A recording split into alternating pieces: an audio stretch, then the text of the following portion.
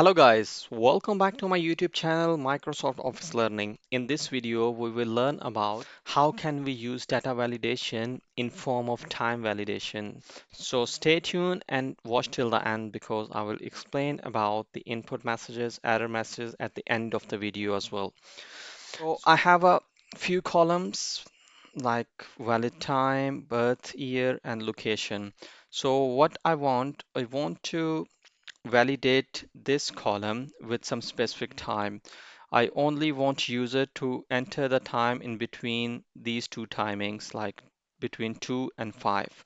Anything which is being typed outside this range, so it shouldn't be allowed to the user. So how can I do this?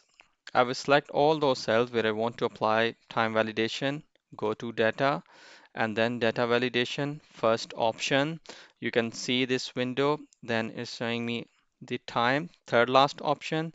Data is in between. Start time, I will select this cell, press F4 to fix it, enter. End time, again this cell, press F4 to fix this, enter and press OK. Now the time validation has been applied. If I type anything before this time range, for example, if I try to type 1 o'clock, it won't let me type. So if I try to type like time outside this time range, it won't let me type. So it will only allow me the time within this range.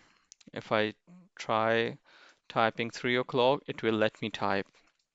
So this is how you can apply the time validation and on your data. So what's the shortcut key to apply the time validation? Again, I will select those cells and then press Alt A V, a window will pop up. Again, time, select time, and then data between and the start time. Again, this one, press F4, enter.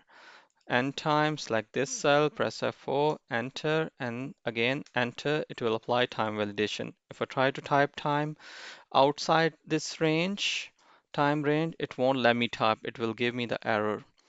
So let's talk about the input messages and the error messages. So what I want, if anyone type on the cells within this column, so that person should see some custom message. So what I will do, I will select those cells, go to data validation. Second one is input message. Now input message should be type valid time. You can put the title as well, or you can just mention the input messages, press OK. Anyone who basically click within this column, it will show the message type valid time.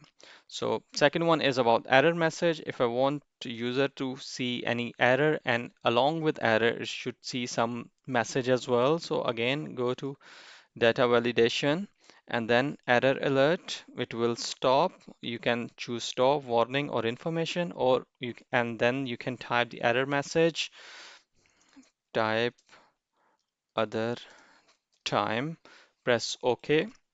Now, if I try to type any time beyond the range of this time, so then it will display me the error message as well along with stop.